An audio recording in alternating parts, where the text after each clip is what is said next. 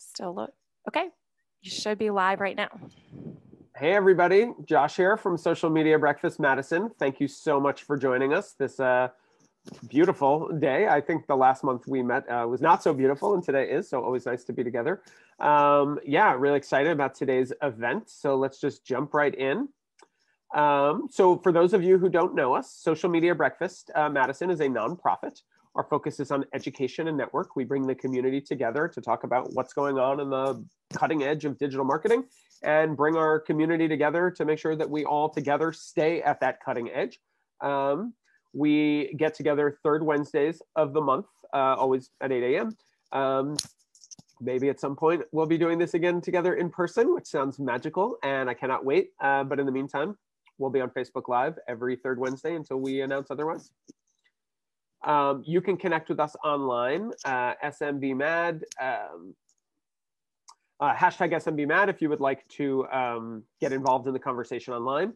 One of the many ways that we help the community stay at the cutting edge of what's going on in digital marketing is by giving away scholarships. So if you have a conference or a class or something you want to take or attend or get involved with, we'd love to help pay for it. Like no strings attached. We just want y'all to be the best so that we as a community can be the best. So head on over to smbmad.org/scholarships. I said no strings attached, but we'll probably require a blog post, but that's pretty much it. We really want to help empower our community to just get out there and bring back that knowledge. So head on over there to /scholarships and learn more. We are a volunteer-driven organization. This organization, month in and month out, does not happen without these fine people. So at home, everybody give them a round of applause because they're all rock stars, and we wouldn't be here without them. If you would like to get involved with the organization, we are, like I said, a volunteer-driven org. So always looking for speakers, team members, sponsors, nonprofit spotlights. If you would like to learn more about what we do or how we support the community or how the community supports us, head on over to smbmad.org. We have a Facebook group. It's called Social Media Madison Masterminds, and it's where the conversation continues when these events are over. So head on over there. There's a whole bunch of really smart digital marketers from the greater Madison area getting together to have a conversation about digital marketing, everything from troubleshooting help to asking questions to sharing news. So head on over there and join us in the conversation. So you might remember that a few months ago, we announced that we were giving away what we were calling the Digital Dream Grant. It was powered by Dreambank, and it was something that we were very excited to do. I have to be honest, we had almost 400 applicants. It was quite a process. So it took us a little bit longer than we initially expected to get through it. But man, there were some amazing applications, some unbelievable organizations doing some unbelievable work. And we are so honored and excited and just, we're so honored to get to support the organizations you see on this list. So we are going to be giving away $13,000 to these 8 organizations. They each ask for different amounts, but the grants were up to $2,000 each. There'll be more about that soon on our social channels and on our blog. But the short version is these 8 organizations are all getting money as part of our Digital Dream Grant, and we cannot wait to see what they go out and do with it. They all have great big plans to do something really cool. And to the rest of y'all who applied, thank you so much for being part of this inaugural process. We hope to do this again in the future. We learned a lot. We hope y'all learned some ideas about what you're looking to do with your digital program, and hopefully we can find ways to help you get there, even if you were not a recipient. But yeah, it's really quite a thing to get to support these great organizations doing such great work. Next month, we will be joined by the one-of-a-kind Don Stanley. If y'all don't know Don, you're missing out. For those of you who do, you know what's up. He's a professor at UW, a longtime friend of Social Media Breakfast, and he'll be talking about growing your business and brand with inbound marketing. It should definitely be a really fun, engaging event. So if it's not already on your calendar, I personally have Social Media Breakfast on my calendar. It's just a monthly thing. Go ahead and add it now. Third Wednesday of the month, June 16th. I mentioned we are volunteer driven. We are sponsor supported. Without our sponsors, there is no Social Media Breakfast, full stop. So big shout out to all of these fine folks for helping us make this all happen month in and month out. And with that, we're going to hear from some of our sponsors. So I'd like to kick it over to Andy at Dreambank. Thanks, Josh. Good morning, everybody. My name is Andy Frisky. I am a senior dream curator at Dreambank, and really excited to continue this partnership through this pandemic. I know we're all itching to get back in person, and I think we're closer to that than we are farther. So that's the good news. A little bit about Dreambank for those of you who maybe aren't familiar. Dreambank is a free community resource that's located in the heart of Madison, Wisconsin. We are in the Spark building at 821 East Washington, and we are put on by American Family Insurance. The whole reason why we exist is to help inspire people to pursue their dreams. So everything we do ladders up to that. And I would say the largest part of that is the programs that we put on. So we host right around 40 free events a month when we are in our brick and mortar location, right around 25 free events a month virtually now. And everything we've been doing has been streamed via Facebook and more recently via LinkedIn Live. So right around one event a day. And you can check out all of those recordings on our Facebook page. So it's facebook.com/DreambankMadison. Press that events tab. That'll give you a good concise list of what we have coming up. And then actually it goes all the way back to the end of March in 2020. We've got some really cool special events that are coming up as well too. So we've kicked off our Dream Coaching Program. We are right in the midst of cohort 2, and that's a 3-pronged approach. So we have our first event, which is our dream discovery, which allows you to get clear on your dream or come up with a dream that you would like to pursue. The second part is group coaching. So you're in a group coaching environment with other fellow dreamers and a couple dream curators as well. And then the third prong approach to that is one-on-one coaching as well too. You can go ahead and learn more about that via our website as well. We also have an awesome program coming up called our Dream Academy, which is really kind of like a masterclass approach. So if you've attended some of our events, whether they be in the space or virtually, you know that it's kind of a deep dive into a certain topic, which ranges anywhere between 45 minutes to roughly 90 minutes. These masterclasses within the Dream Academy are really multiple events that have coursework that are tailored to them as well too. So this first one is all full, but again, you can learn more about that via our website. And then also this fall in October, the first week in October, we will be having our 3rd annual Dream Summit, which is a really immersive multi-day event that covers all of 11 event series that we host at Dreambank. So hoping you can attend one or all of those events coming up, and I look forward to seeing you all soon. Thanks, Andy. Let's kick it over to James at Powder Keg. Good morning, everyone. And it's been a while since I've been here, I think, at least probably a year now. So we've missed you. Yeah, it's good to be back. But we love Elise too. So virtually, yeah. Good heads. So I'm James Roloff. I'm the sales and marketing guy over at Powder Keg Web Design. Normally Elise does this, but she's presenting today, so it's only so much Elise you can handle. So I thought I'd step in today and talk about Powder Keg quickly. So we are a custom website design and development firm. So we specialize in building out custom marketing websites for clients. We're kind of a generalist, so we have nonprofits, we have for-profit, business to business, you name it, manufacturing. So we're always happy to help customers make a nice professional website for their organization.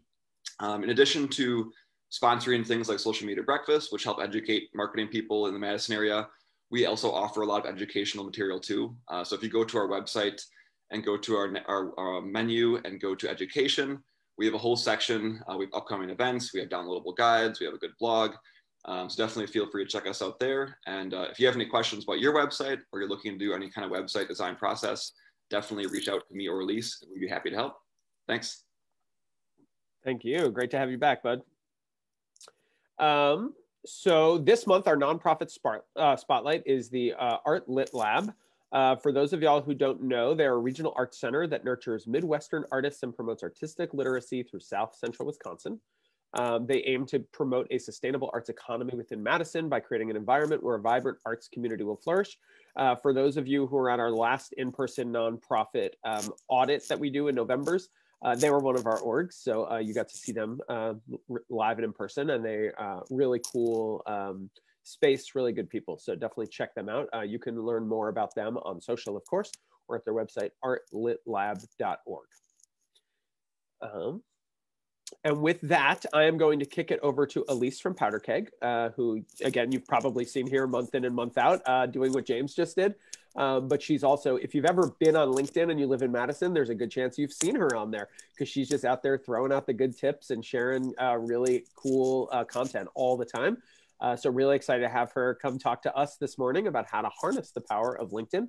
I am going to stop sharing So she I'll can just take it over. go. And Elise, you're up. Thank you very much for joining us this morning, and see you in a bit. Yay. Well, okay. Hopefully everyone can see me. You can see my slides. Hopefully that is all good. Okay. Josh is giving me a thumbs up. So I think we're good to go. All right. Like Josh said, my name's Elise. Any social media breakfast regulars probably have seen my face at some point. I've been involved with this group for several years now.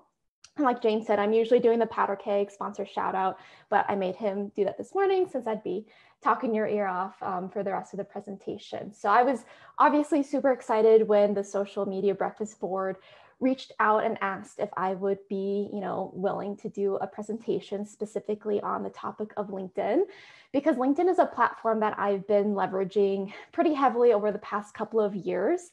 And it's so exciting to me because I feel like there's a huge opportunity for way more people to be using LinkedIn as a tool than the amount of people that currently are. And that's really whether you're looking at LinkedIn from a business perspective, like as a business brand, or as an individual, as an individual professional.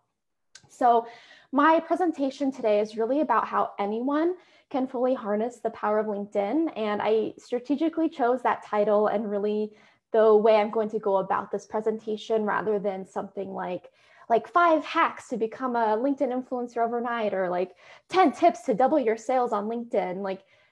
Yeah, there's presentations like that out there. And yes, it's possible for some people, but I think just speaking more generally about how, again, anyone can really get the most out of LinkedIn is really the direction I wanted to go. And for me, I think really my approach with LinkedIn has been, and what I want to share today, the foundation of it is really more so focused on accepting that there's nothing you have ever done in your life that you've done alone.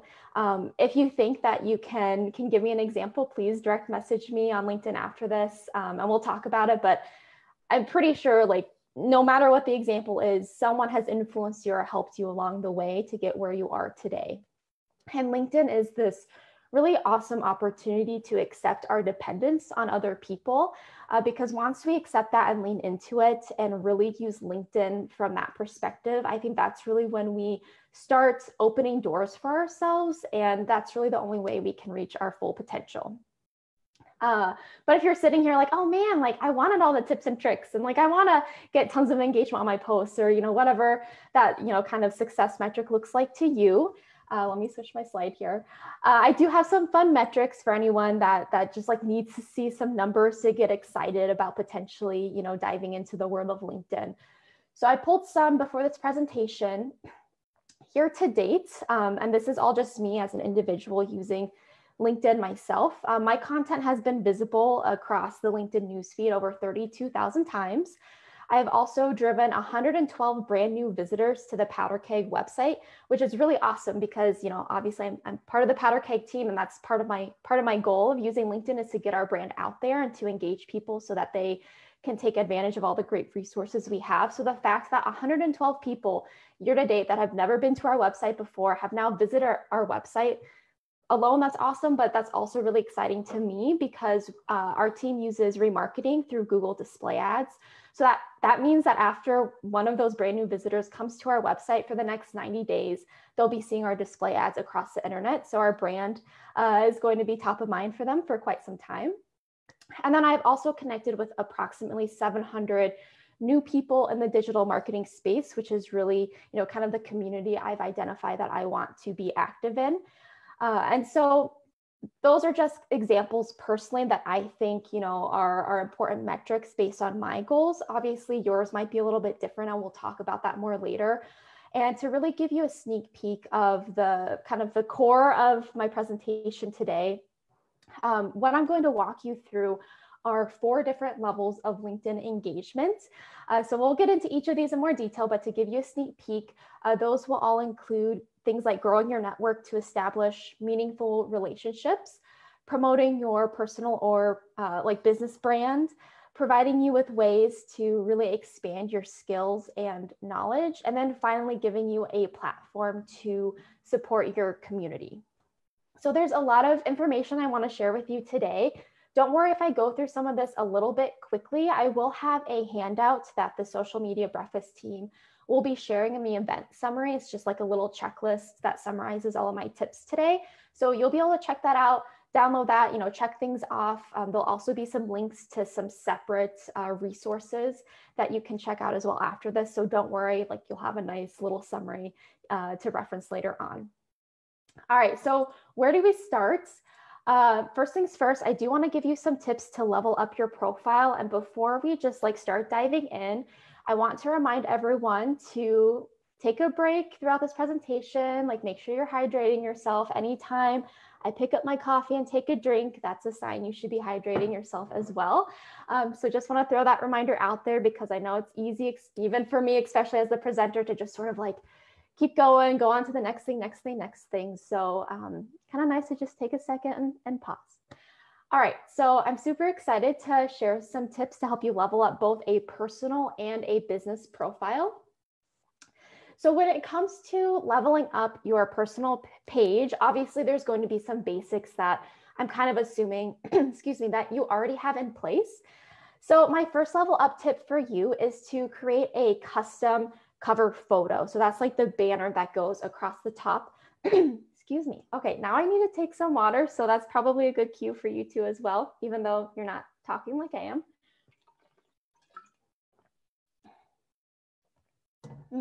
All right.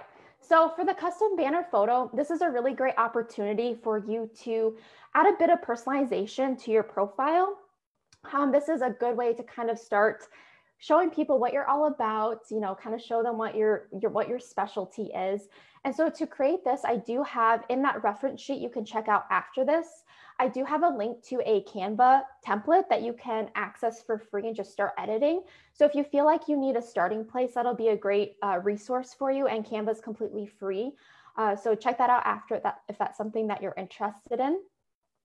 Something else would be the audio intro feature, which is what I'm calling it. Who knows if that's what it's actually called, but you have probably noticed this on some profiles. It's like the little audio icon. And if you click it, you hear people saying their name. But the cool thing is that LinkedIn gives you 10 whole seconds to record your name pronunciation. And most people probably don't need that long. So one really cool way you can better use this feature is to actually do more of like a personalized conversational intro of who you are and the value you provide or what your specialty is, whatever you want to include. My only note is that you can only add this on mobile. So you will need the mobile app. And so when you go to edit your profile on your phone, that's when you'll see this as an option.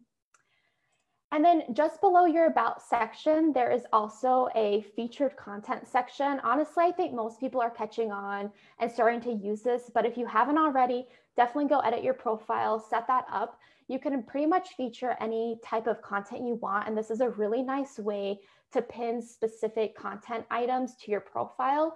While it is possible for people to go back and view your previous LinkedIn activity, including your posts, over time, things are going to get buried. So this is the perfect spot to really pin any articles you've written, if you won any awards, any videos you've created, success stories. I mean, the list goes on and on. So definitely make sure you're adding content there.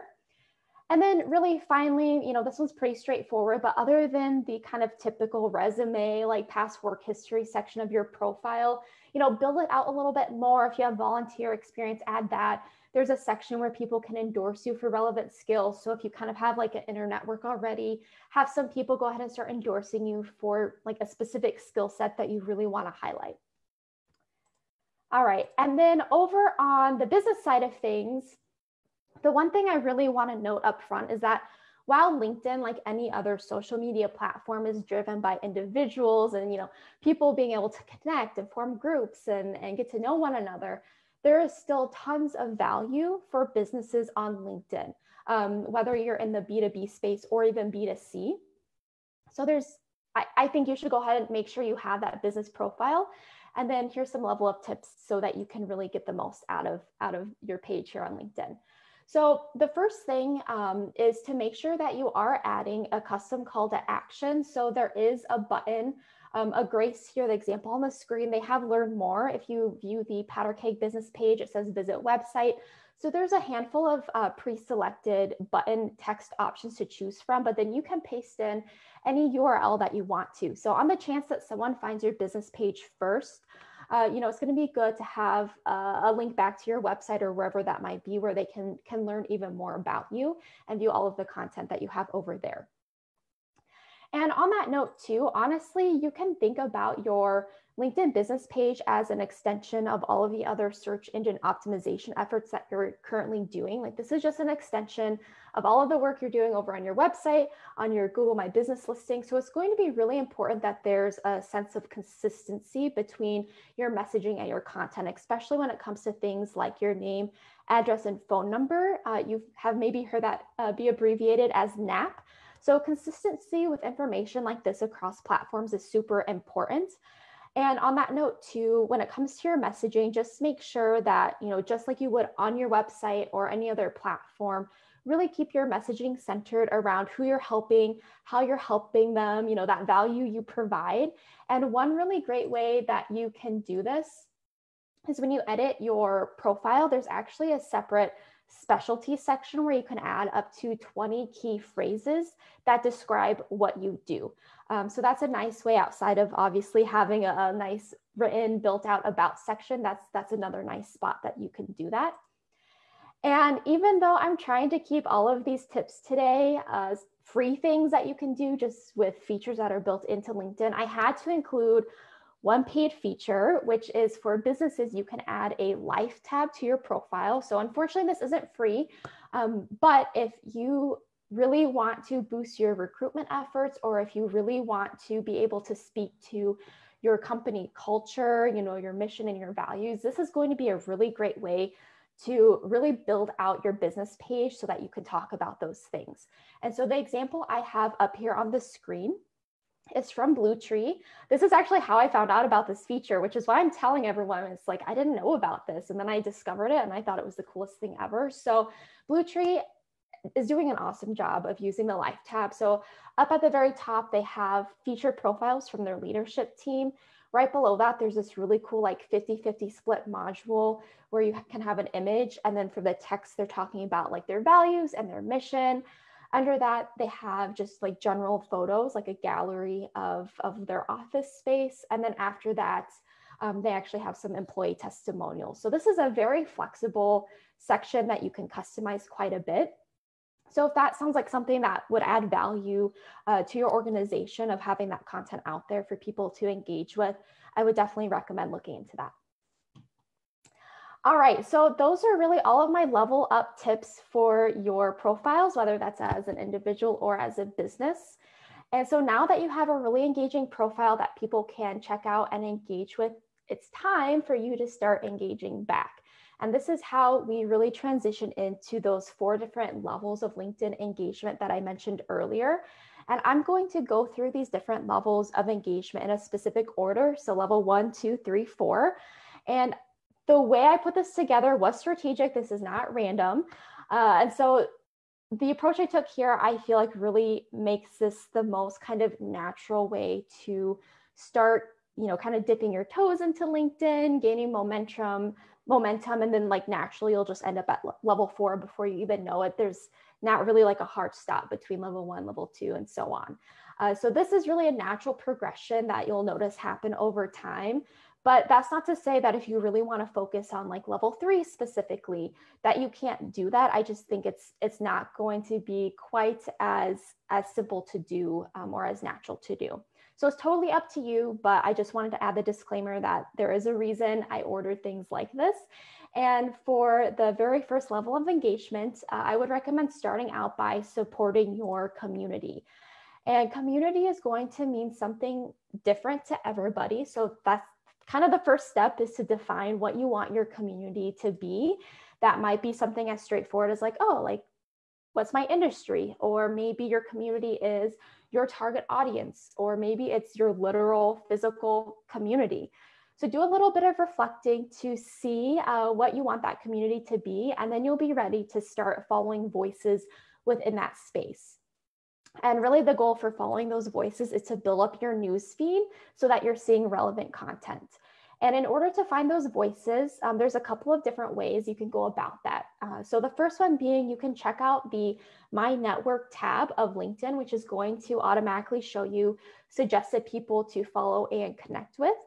You can also search for very specific content on LinkedIn through the search bar up in the top left corner. So if you're looking up, different topics related to your community, you're going to then see people that have gotten a lot of engagement for their posts talking about that content. So that's a great way to find new people and new organizations to follow that you already know are talking about things relevant to what you want to learn and talk and engage with. And then finally, you probably already know of some big names within your community, whether again, like that's your industry or your target audience. And so you can literally search for specific people and organizations and just go ahead and follow them. And that's kind of the cool thing about LinkedIn. Like you can follow some really big names and keep up on their content and engage with that content as well. And once you have really built up your news feed, anytime you go to LinkedIn now, you're going to be seeing like any posts from these different voices that you're following, which is great, but you cannot be a LinkedIn lurker. I'm so sorry if that's you right now, but it's not super helpful. You're really getting in your own way if you're a LinkedIn lurker, which means you're hopping on LinkedIn, you're scrolling through the feed, maybe you're noticing a couple of posts that are interesting and then you're moving on with your day. You're missing out a lot. So you really, really, really have to actually engage with people's posts. And that's going beyond just hitting the like or whatever reaction you want to leave. That means actually leaving a comment. And what's really great when you do this, so let's say someone shares an industry report, you take some time to read it, go ahead and leave a comment about what was most interesting to you or how you see that impacting your industry from your perspective. Or even if someone shares a personal accomplishment, you can leave a comment saying, hey, that's awesome, congrats, you've inspired me to do X, Y, Z. And by doing that, you're doing two really awesome things. First of all, you are supporting and amplifying those voices that you've already taken the time to reflect on and say like, yeah, those are the voices I want to be involved with and to support. So you're amplifying their messaging, but now you're also starting to show people what you care about because your network can actually see when you engage with posts. So this is kind of the beginning of you saying like, okay, this is me, this is my brand, this is what I'm all about, simply by engaging with other people's content. Now, honestly, not a lot of people even get to that point. So if you just focus on level 1 of LinkedIn engagement by supporting your community for quite some time, honestly, that is awesome. You were going to open so many doors that you might not have even known existed before. So there is no rush to move on. That is honestly a really great start. And I encourage you to really explore that level of engagement. All right, but there is so much more that LinkedIn has to offer. So we're not going to stop there. We're going to keep moving along to the second level of LinkedIn engagement, which is leveraging it as a learning platform. And there are a couple of ways that you can do this, 3 specifically that I'll share today. So the first one being that you can do some more reflecting and identify some different topics that you want to learn more about, and then go out and find, thought leaders and experts in that space that are already talking about those things. And I think you'll be surprised how much you can learn just from those industry experts and consuming their content on LinkedIn.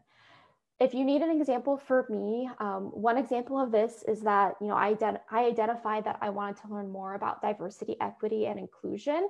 So me simply going out and finding, 5 to 10 different thought leaders and experts and consultants in this space has been very, very helpful for me. So it can really be any topic that you think is interesting and worthwhile. All right, and then the second way that you can use LinkedIn as a learning platform, don't underestimate the power of learning from your peers, because there are probably people in your network that are in a similar position as you that are sharing awesome things that they're doing, or maybe even sharing challenges that they're going through. Whatever that case might be, there's a lot you can learn from what other people in your space are out there doing. And again, if you take the time to leave a comment, maybe ask a follow-up question, or if you see someone earned a certification that you're interested in, that's awesome. Like now you can go out and research and take and explore that certification. So by really connecting with your peers, maybe even doing like a follow-up coffee meeting, however that conversation might take place, That's going to be a really great professional development opportunity. And then the third and final suggestion I have would be to go out and use something that LinkedIn has that is literally called LinkedIn Learning. I like it. The branding is so straightforward. There's not really a bunch of questions like, oh, LinkedIn Learning, it's a learning platform. But this is a really cool free area of LinkedIn that you can check out. They have tons of different courses out there. You can filter by topic. You can even set a goal for yourself for how much time you want to spend on LinkedIn Learning each week. So go check that out. And actually, once you take a course, that's a really great opportunity to then announce that to your LinkedIn world and say, hey, I just took this course. I got this certification on LinkedIn Learning. Here's what I learned. You know, if you're interested, here's where you can check it out. And that's actually, whoa, my slides. That's a really great transition into the third level of LinkedIn engagement, which is the start of marketing your own brand, because this is all about starting to share your own content. And by sharing things like a LinkedIn Learning certification that you just completed with your network, that's a really kind of nice transition into the world of putting your own content out there. And I think a lot of people are a bit intimidated by posting their own content, but it's really not that scary. I promise. You have so much awesome information to share with the world in your brain. You have a unique perspective. Like, please share it with the world. And so, you know, just in terms of some other ideas of how you can start marketing your own brand, again, as an individual professional on LinkedIn or as a business, there are some other topics that, you know, can be really impactful and I feel like are pretty straightforward, low-hanging fruit starting out. So a couple of examples to share would be, you know, you could talk about a recent success story at work. So maybe it's a project you recently completed. Maybe you discovered or created a helpful resource that you want to share with your network. Maybe it's just something as simple as your take on the latest industry news. So there's a lot of opportunity out there for you to even just see something interesting, react and share it with people, right? It doesn't have to be this big, thought out, complicated thing. So a little bit can go a long way. Another great source for original content would be your own community involvement. And there are a couple of people on my network that do this really well. Like the shining star example that I would have to give would be Andy White. During the pandemic, he actually started doing these gift card giveaways to local businesses as a way to really help support the local economy. But this is also awesome, not just because of that, but also because Andy is showing people what he cares about, what he's passionate about, and he's also getting his entire network involved with him. So that's like a really awesome example, but it doesn't have to be anything that big. Literally, if you've gone to a volunteer event and taken a photo, you can share that and let people know, you know, what cause you were helping out with. Or it can even be as simple as, you know, maybe you heard about a community event that you want to help promote and help gain some traction for. Just share their content. Quick disclaimer though, go ahead and make your own post. Honestly, just simply sharing someone's existing post doesn't usually get a lot of visibility. So by, you know, typing up your own original thoughts, I'm like, hey, like I saw that a Grace was having this event and I think it's really awesome. Here's why you should go. And here's a link to register. Something like that, again, can go a really long way. And kind of on that note, I just mentioned events. My final kind of suggestion here for marketing your own brand on LinkedIn is to take advantage of their event feature. One way you can do this if you are a business, for example, hosting a webinar or any type of event, is to actually set up the event on LinkedIn. Our team over at Powder Keg does this even though we have an event page on our own website. We also create the event over on LinkedIn as well, because then it's really easy for our business page to share it. Our employees can then share it with people in their network, and then people that are actually attending, and as an individual, if you're attending an event, you should do this too, hit the attend button, and now your network knows what types of event you're going to. And then a whole other way to use this kind of like the event feature and to create original content is then after the event, as an individual or even as a business, do a little summary, be like, hey, we just hosted this event, like here's what I learned or here's what we shared, you know, and maybe some tips on like a summary, or if there's a resource that was shared after the event. anything like that, just like an event follow-up post is another kind of low-hanging fruit of content that you can be sharing on LinkedIn. All right, moving right along here. So the fourth and final level of LinkedIn engagement is growing your network. And this can mean a lot of different things to different people, but I have to say that if you've taken the time to go through levels 1, 2, and 3, this is just going to happen naturally. This isn't really something that you are going to like separately create a strategy around necessarily. Like this will just happen over time. But I have to talk about it because obviously this is a big part of LinkedIn and why you should be using LinkedIn. So the first kind of way of growing your network is that naturally as you are adding people to your news feed, again, it's great because you can be handpicking the voices that you're including on your news feed. But as you start engaging with other people's content, you're going to start noticing that there are people and organizations out there that you just have to get to know.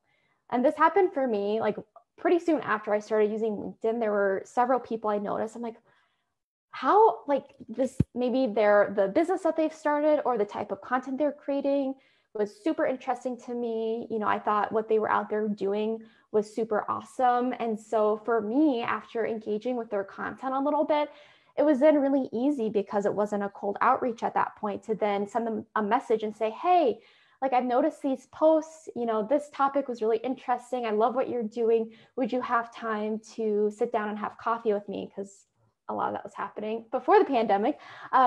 Or, you know, would you have time to do a one-on-one Zoom call with me so I can learn more about what you're doing and how you got to where you are? And the really awesome thing is no one ever said no.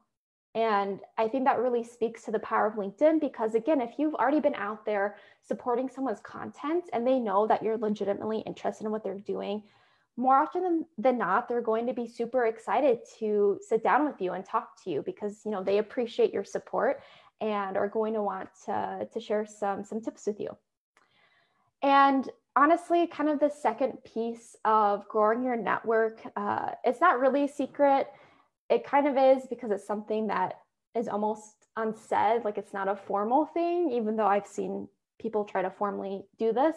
But over time, you're just going to start growing your own support network. So, you know, this might not be a group of people that you necessarily would do business with one-on-one, or people like if you're out looking for a job, it might not be people that are going to hire you, or, you know, it might not be people that you'll get direct referrals from, but as a group of people that, you know, you've supported their content, and once you start creating your own quality content, they're going to be super passionate about helping support your content as well. And when I say that, I really mean that when you post something new on LinkedIn, if they see it in their newsfeed, they're going to say, oh, cool, like Elise is posting something, like I'm going to like and comment on this because you know, they understand what you're all about. They understand that you're an authentic person.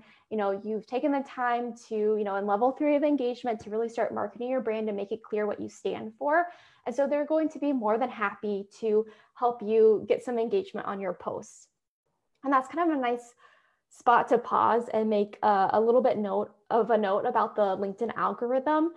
And this is not a perfect number that I'm sharing, but I've noticed that if your post doesn't get tons of traction within the first hour, it's going to be pretty challenging to get much visibility in other people's news feeds. So the more engagement you can get really sooner rather than later, the better. And so as you build a support network over time, it's really going to help you gain momentum and increase the visibility that your posts are getting, which is great because, you know, like having a team of people that have your back, it just feels really good, especially when it's not like, I don't know, it just happens naturally, which is the coolest thing. And that's building those connections has been one of my favorite things about LinkedIn so far. All right. And then finally, of course, you can use LinkedIn to engage with your customers, whether you're kind of like the face of your company as an individual on LinkedIn or as, you know, posting as a business. But there's a lot of different ways you can do this as well. So one example I would share is that, you know, it's really helpful for you to share client success stories and really celebrate your customers on LinkedIn if possible. I know some industries might not really allow for that very well, but by saying, hey, like we had so much fun partnering, with this group of people, here's what we did. It was awesome. Congrats. That's really going to put you in a great spot because first of all, honestly, LinkedIn is a spot where it's really helpful if you don't make everything about yourself.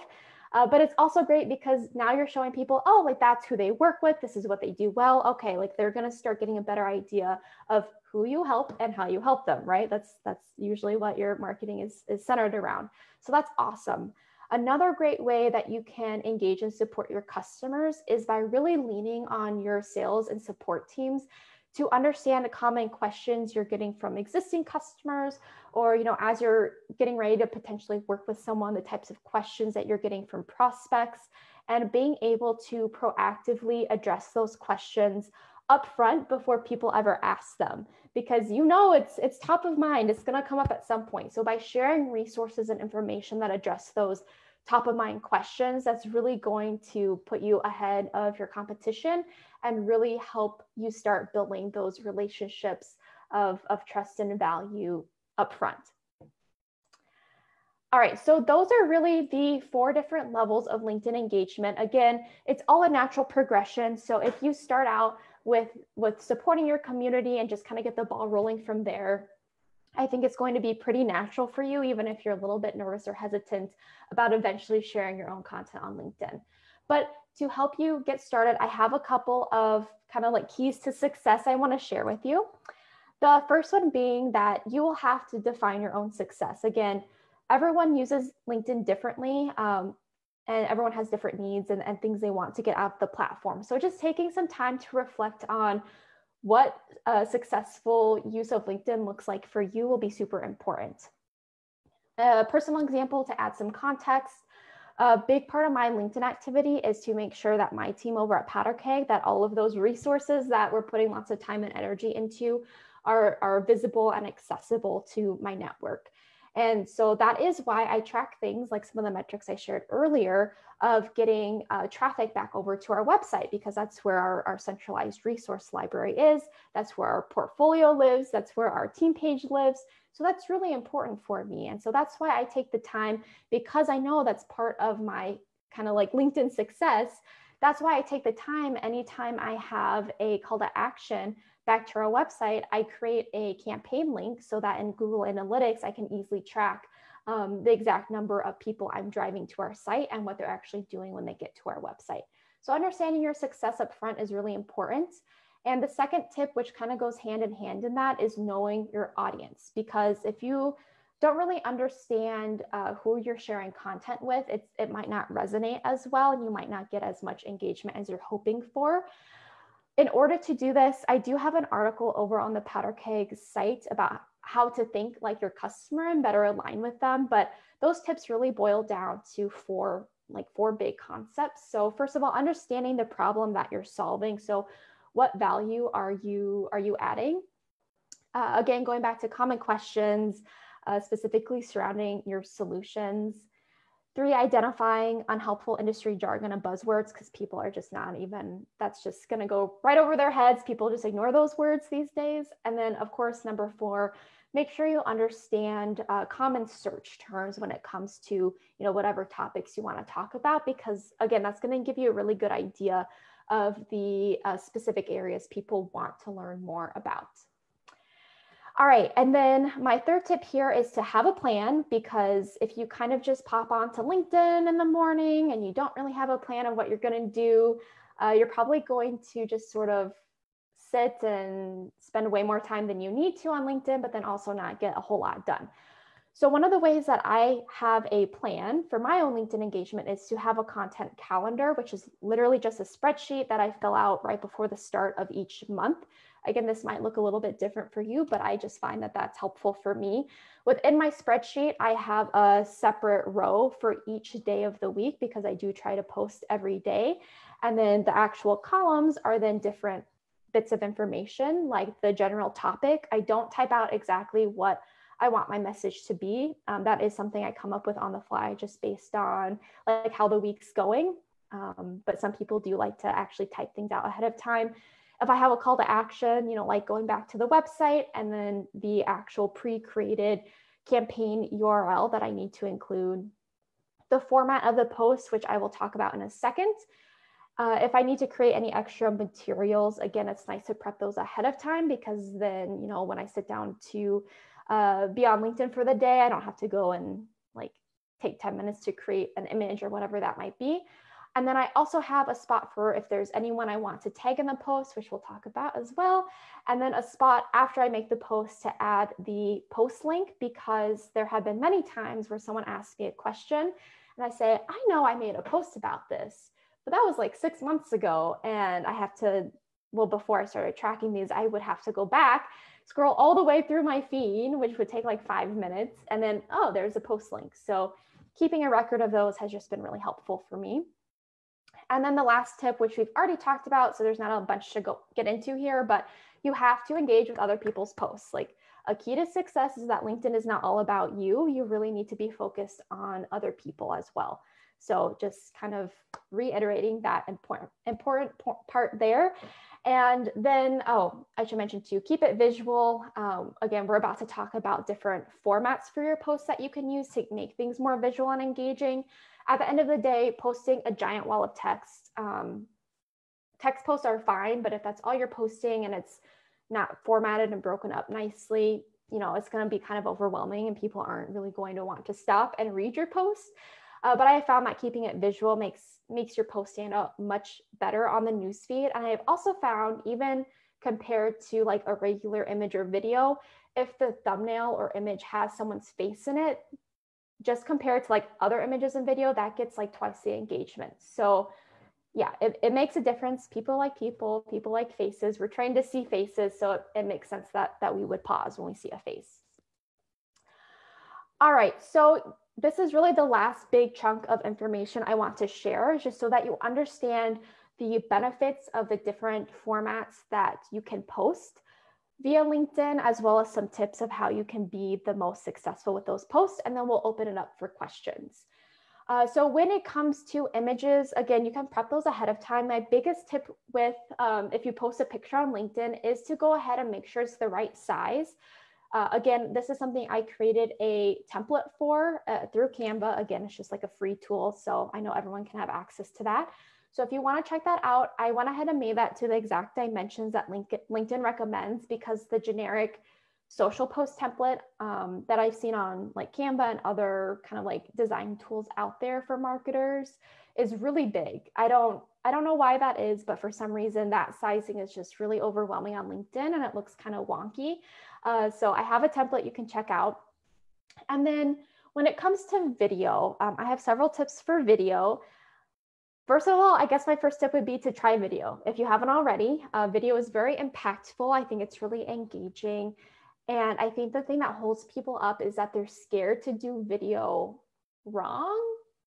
I don't know. I don't know what it is, because I'm just always experimenting and throwing things out there. Like a couple weeks ago, I did a parody of the British Bake Off, but like align that with digital marketing, just because I'm like, oh, this is an idea I have and I wonder if people will enjoy it. So I don't know. I'm all about experimenting and trying my own stuff. I know that's not everyone's cup of tea, but honestly, social media is the place to experiment with do-it-yourself content. So once you get over that hurdle, the couple of tips I have to get the most out of your videos is, first of all, try to upload your video content directly to LinkedIn.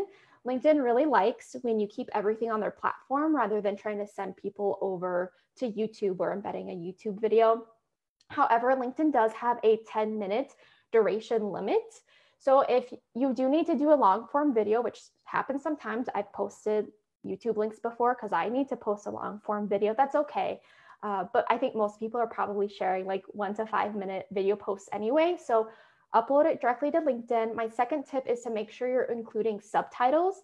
When you do your upload, there will literally be a spot to attach a subtitle file, which sounds super technical, but I actually have a post that walks you through how to quickly, easily, and for free generate the subtitle file for your LinkedIn videos. That will also be on the summary sheet that you can check out after the presentation. And then finally, if you want to go above and beyond, create a custom thumbnail. It can literally just be a preferred screenshot of a specific frame in the video, just so that for people that have autoplay disabled. You're not like, if you're in the video, that way you're not just like in this like super awkward facial expression.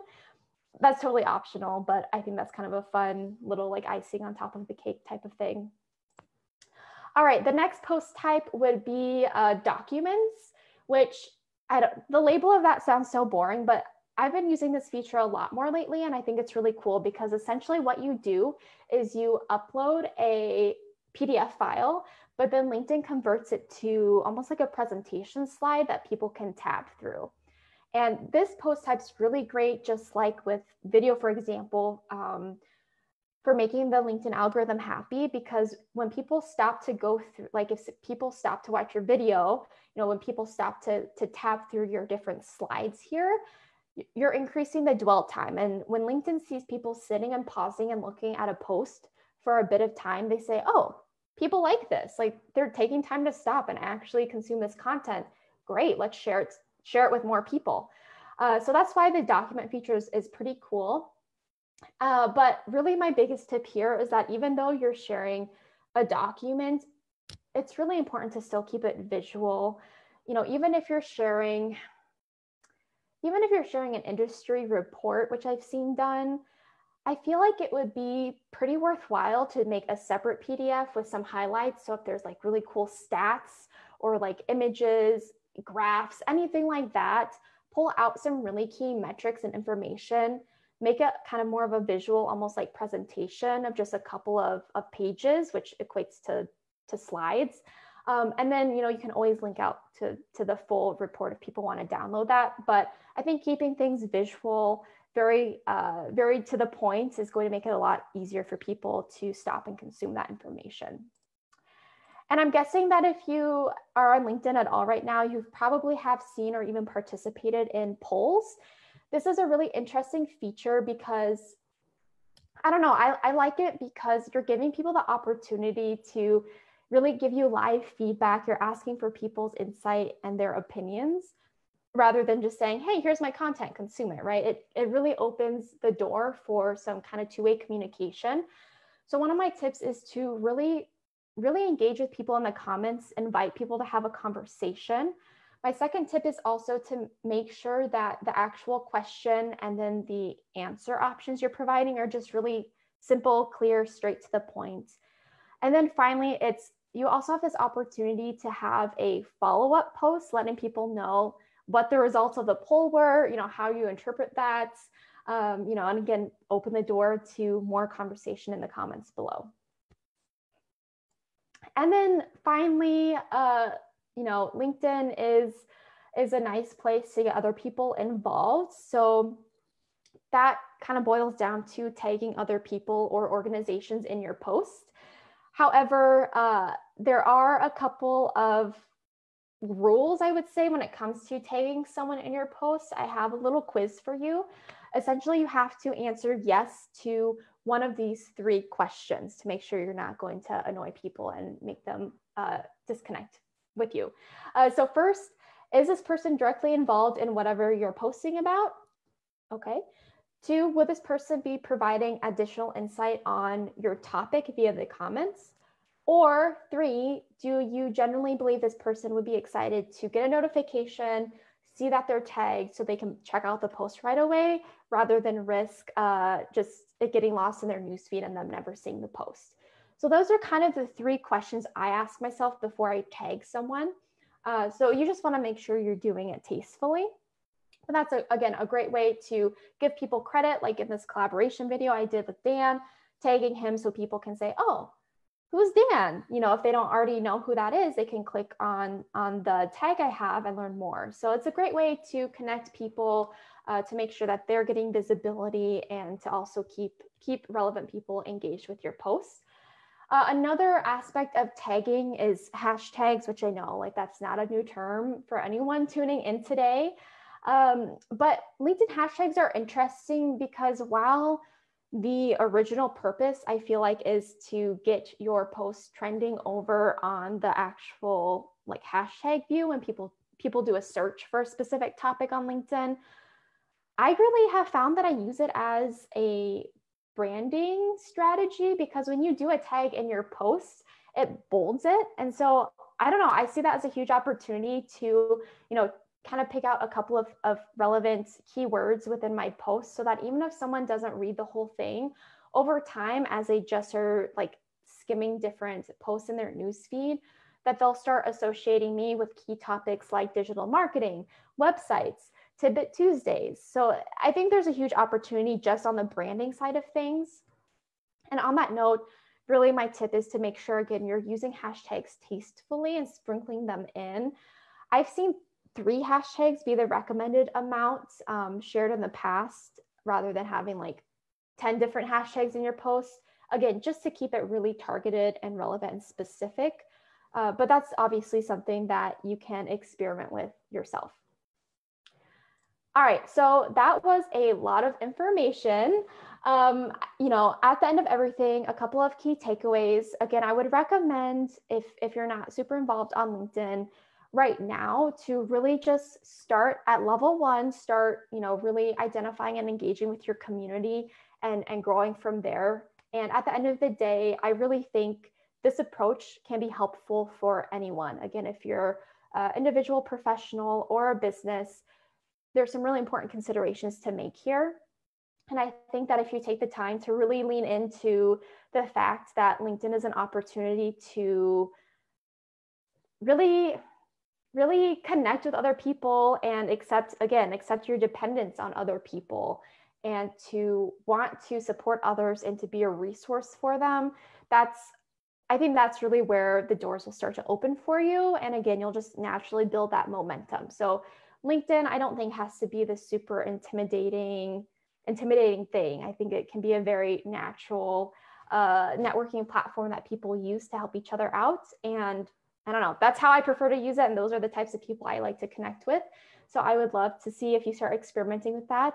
Please connect with me. I have my LinkedIn URL up on the screen here. So let's connect. I would love to hear your thoughts, especially if you're already involved on LinkedIn. Let me know what's working well for you, what's not. I would love to talk about it because, again, I am not an expert. I am just out there experimenting and seeing what's working well for me and what's not. And I'm always happy to share what I've learned with other people. And don't forget, in the summary post of this event that Social Media Breakfast will be sharing, they will include a link out to that summary resource sheet that I have. So if you're like, oh my gosh, that was so much, like you're feeling a little lost, that's okay. Check out the sheet. I think especially some of those links out to other resources I have will be a good stepping stone for you to get started. Anyway, so I'm going to stop there. It's 9 o'clock. So I'm going to stop sharing my screen. I think Josh might pop back on here. And I am. Can you see me? Yeah. So How's it going? Good. It's so weird. Great. I have to say, it's super weird presenting and just talking to my laptop and not seeing anyone. It makes me a little bit sad. Just look at the green light, right? Right, exactly. Yeah. But yeah, I would love to take any questions if people have any. Yeah, there was loads of engagement on Facebook. So we're just going to ask a couple questions that came in through the feed. But yeah, thank you so much for spending some time this morning talking with us about LinkedIn. Yeah. Tracy wants to know, she would love suggestions on how to get business members to engage with the business page. They see it as one more task they don't have time for. And I was wondering, to be honest, this is actually sort of a question I had too. Yeah. Do you have to how does Powder Keg feel about your LinkedIn time? Do they love it? Was it something you had to get and we love Powder Keg, but I'm guessing Powder Keg sees this as a great use of your time. Like you're driving traffic, you're raising the brand, but for businesses that might not be so forward thinking when it comes to digital, how do you recommend folks talk to their bosses about why this is a good use of time and talk to their employees about why it's a good use of time? Yeah, exactly. Yeah, I think it's interesting. I had someone else ask me about the buy-in aspect from the rest of your team, which is a little hard for me to talk to just because I'm in a very interesting position of already working with a team of people that, we are literally in the world of digital marketing. And I'm also, my community is just other digital marketers. So I'm in a bit of a unique position, but I think really the first thing that comes to mind is that you do not have to spend hours on LinkedIn every day to get all of these benefits and to even go through all of these levels of engagement that I mentioned. I'm going to contrast and say, I don't really think you can do the whole 5 minutes of LinkedIn a day. I've seen that kind of marketed and that might work really well for some people.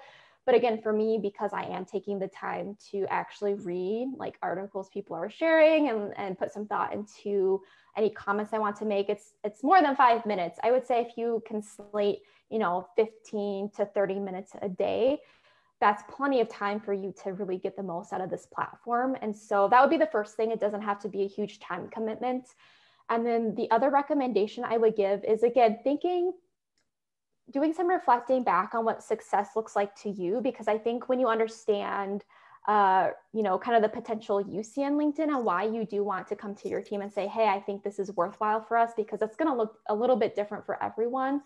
That's going to give you kind of a better platform for selling it and pitching it to your team. So other than it not being a huge time sink, for your organization, depending on the position you're in and the type of content you want to share, this could be an opportunity for you to build a referral network, right? So you might be out there not necessarily connecting and selling directly to customers, but this might be an opportunity for you to engage with industry professionals in a complementary space where you can build that network. And now you've made all of these new connections and they're going to start referring business to you and vice versa. So that's one example of how you might be able to actually get new business directly from LinkedIn. Some other examples, if you're, from more of a personal aspect, it might be something where you can let your team know, hey, I know these are the things we've always done. This is kind of our specialty, but here's all these new things that are happening that I think we need to learn about. And here's a free platform where we can keep our pulse on the industry, like what our competitors are doing, what people are talking about, so that we can stay relevant. So that could be another piece of it. So again, it's hard not knowing 100% what industry you're in and what type of position you're in. So that would be where I would definitely invite you, connect with me on LinkedIn, shoot me a message, and we can talk about it in more detail. But there's definitely a lot of potential for businesses to benefit, not just individuals. However, I do think that to get the most, a business does need people that are willing to individually put their faces out there and to kind of be ambassadors for the brand. Because again, it's a social platform. So people really want to connect with people, but then you can be an ambassador and share resources from your team and really show off the work that your team's doing. Nice. About 2 minutes into your session, I wrote down a question because you said that how many people had visited your website, like the Powder Keg site, based on it. And I was like, that has to be a Google Analytics thing. LinkedIn does not make this easy. And so Dan, so I really liked your tip about having essentially UTM codes so you can track where people are coming from. But Dan sort of asked a follow-up question on that. He's a person that's really into metrics. Where can he go on LinkedIn to see his numbers? Yeah, so some of the numbers I pulled, honestly, for me, I've been doing more of a comparison from individual posts. So, the 32,000 plus views number I pulled, that was just a total at the bottom of each post over time. It shows you the ongoing number of people that have seen that post in their news feed.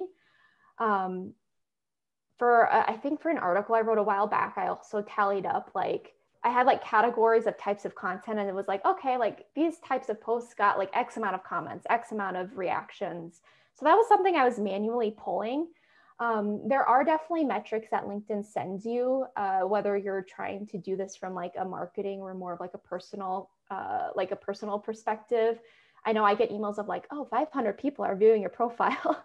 So I think there's a dashboard, honestly, again, since I'm just sort of out here experimenting, there's only a handful of metrics I pay attention to, which is really how many people I'm sending back to the website, and then paying attention to how much engagement each individual post is getting, so I can kind of evolve and adapt what kind of content I'm sharing.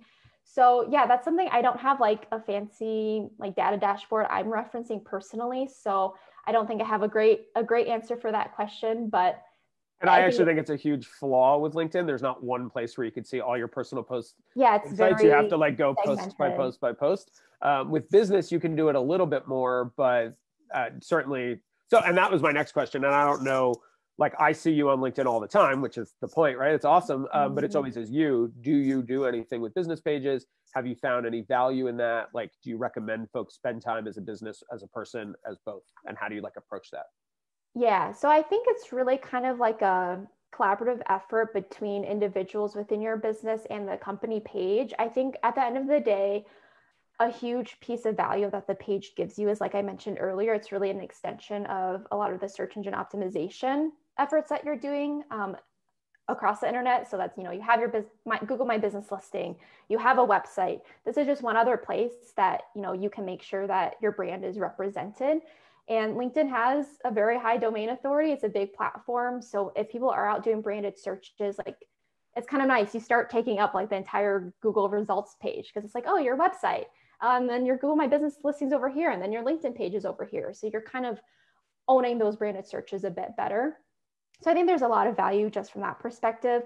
I would say on the business page side of things, like Powder Keg, for example, we don't do tons of native posting to our profile directly.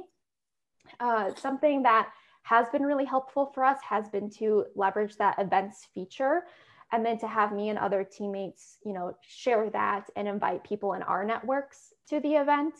I think it's also helpful, like I had been posting some employee kind of like highlights for a couple of weeks on LinkedIn, because, our team is really who we are, right? We're collaborating with customers, and they're collaborating with our team. So it's really important to highlight our talent. And so that was something where I did post that directly to the Powder Keg page. But then that's something then like I, as an individual, will go back and share with my network. And again, sharing posts doesn't always get as much engagement as you would think. So I would like the post, comment on the post native to the business page, then go as an individual, share it, and then have my own little write-up. Like, it's okay if you do this. It kind of is a pet peeve when people just share a post, and I'm sure I've done it too. But if you literally just hit share and don't have your own little own write-up and perspective of why you're sharing the post or what stood out to you, people just won't pay attention to that. So, trying to say, oh, hey, I love working with Nick, or I love working with Brittany, and here's why. And then it also has the share post from the Powder Keg page. That adds a lot more value. And then, just in terms of other post ideas, like I was saying, I think your business page is a great opportunity to be sharing client success stories, industry resources, whether that's reports or, for Powder Keg, it's more of the actual downloadable guides that we have. But then, your teammates, your employees, have a little bit more flexibility out there as individuals to kind of put their own spin on it. So I think it's just sort of figuring out how you want that collaboration and how those two things to work together. But I would say, I think individuals within your company play a big part in your LinkedIn success. I think a business page could do fine on its own, but I think you really need at least a handful of individuals to get the most out of it. That's totally my experience as well. So yeah. No, good to hear that it's the same. You talked about image dimensions and how yes. Not using that standard one. Chris wanted to know what size post you recommend. He said he's always done 1200 by 630, same as Facebook. Is there a better one in your opinion? Yeah, that's a little bit big. I'd have to pull up the actual, it's definitely smaller. It's 500 some pixels by 300 some pixels, if I'm remembering correctly. And I don't have that memorized because I do just have that template I always work off of. Maybe you could share your exact dimensions on your LinkedIn page after this, and yeah, I can definitely do that. Yeah, I can share that after this. But yeah, I noticed that the general Facebook image size, when I would post something, I'm like, this looks really big. So then literally when I was prepping for this, I'm like, okay, I don't think this is right. I need to share something better with everybody. And then I looked, I was like, oh, LinkedIn's much smaller. So yeah, even if you take a picture on your phone, I'd rather have you just post it than not post an image. But if you have 2 extra minutes, if you can just convert that over to the right size, it'll just look a lot nicer. Michelle asked an algorithm question. She said that she goes on LinkedIn and regularly sees content from 3 days, 5 days, or a week ago. Is there a reason for that? I mean, obviously the reason's the algorithm, but what's your take? You mentioned if it doesn't get traction in the first hour, it's not going to happen. How long would you say some of your more successful posts, how long is the lifetime of a successful post on LinkedIn in your experience?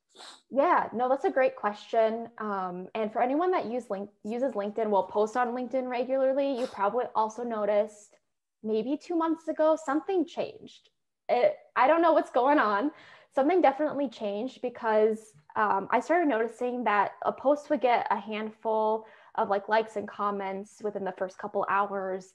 And then all of a sudden it would just kind of die after a while. But then the following week, I'd see 5 people like it. I'm like, how are you seeing this? Right. So something definitely changed, but I do think for the more successful posts that end up getting like 1,500 plus views within a week, that is something I do notice like the first day.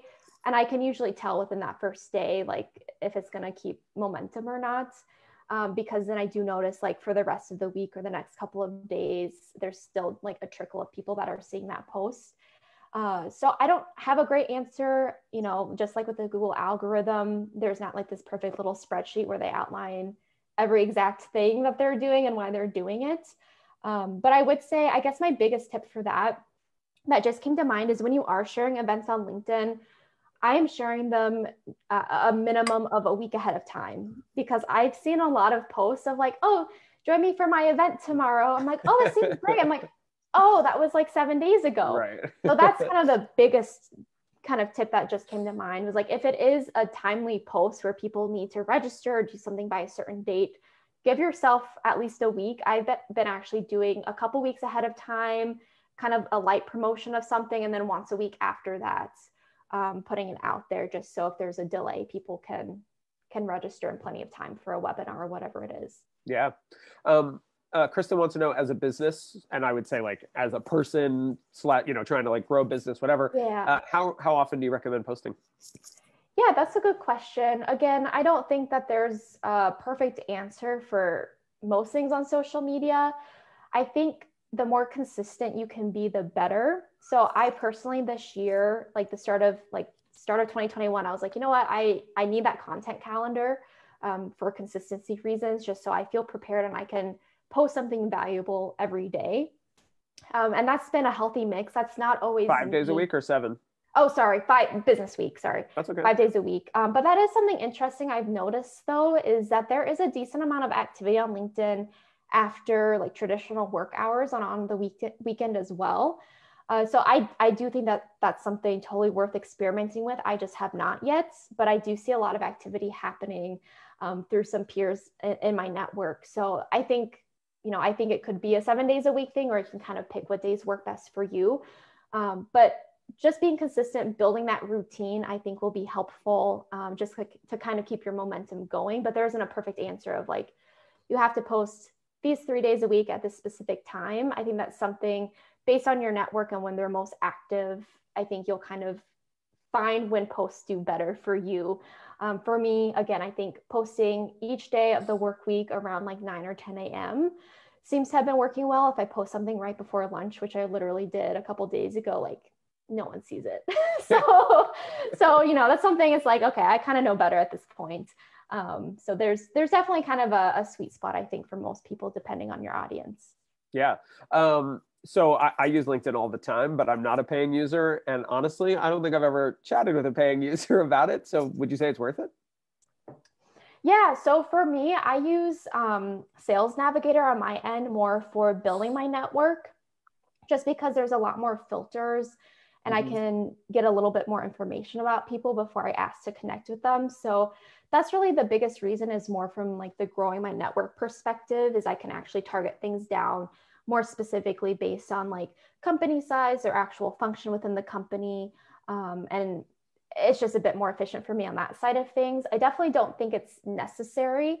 I am not just on marketing, but also the business development side. So I think it is fairly common if you have like a legitimate sales team, that might be worth checking out. But for non-sales people or people who aren't like living in that sales world, exactly. Are there other features that you think are worth kicking in for? I haven't paid for any other features. Honestly, I feel like I've gotten to a spot I'm really happy with all the built-in features. So, but again, kind of like going back to the beginning, my presentation wasn't like, oh, how to like double your sales overnight be a LinkedIn influencer in a week. You know, I think there's probably people that are like really big names on LinkedIn that have probably invested a decent amount of money on the platform. So I'm sure there is a benefit, but I'm guessing that for most of the people tuning in today, that's not a necessary expense, at least starting out. Maybe down the road, but I'm going to ask one more question. So LinkedIn stories. I feel like during the week there might be 2 live stories in my feed at any given time, and typically on the weekends there's 0. Is that the same on your feed? I'm a pretty active LinkedIn user with a lot of connections on LinkedIn. Yeah. And I see virtually nothing there. I keep waiting for them to say, well, this was a fun experiment, we're shutting it down. But is that your experience? And have you found any value out of LinkedIn stories? Yeah, so that's like the one newer LinkedIn feature. I don't even really know exactly how I would use that, because I feel like that I don't know, especially now that a lot of us are still working from home. I almost don't know, like, I guess before this presentation, I did take a picture of us setting up, and I could have been like, hey, like, Real about time. to hop on social media breakfast, but Right. I don't know. That is one I really struggle with, thinking about how, because my whole goal on LinkedIn is to support other people, build up my network, and add value to the people that follow my content, right? And so I think I just have a really hard time figuring out how to add value through the story feature, because my brain, I feel like I'm just so trained that stories are such a like, look at me, look what I'm doing type of thing. Sure. And it's just, it's so temporary, like it's not just out there for people to access after the fact. So I feel like that is one, if someone has figured that out and you're like, oh my gosh, Elise, you're like missing out big time, please let me know. Drop that in the Social Media Madison Masterminds group. We should definitely chat about that. Because like once a month I post on Twitter, I'm like, so I just logged into LinkedIn and there's 0 stories up there. Yeah. Like, why don't they populate stories? Just like create stories from content they see. So I was just curious, if your experience was different. It sounds like it's the same. I think it's the same, which I feel bad because, I feel like. Yeah, you want to like support those new features, keep them coming. Right. Well, thank you so much for joining us this morning. It's nice to hear you talk at a social media breakfast event for more than 60 seconds. Yeah, I know. And we look forward to having you next month. For those at home who are still with us, which is a whole lot of people, I'm looking at the Facebook feed right now. Thank you so much for tuning in and for joining us. Super fun. Join us in our Facebook group. We actually also have a LinkedIn group, Social Media Madison Masterminds, also on LinkedIn. And stay tuned. We'll be back next month with Don Stanley. Thank you to Elise. Thank you to our sponsors. Thank you to our team.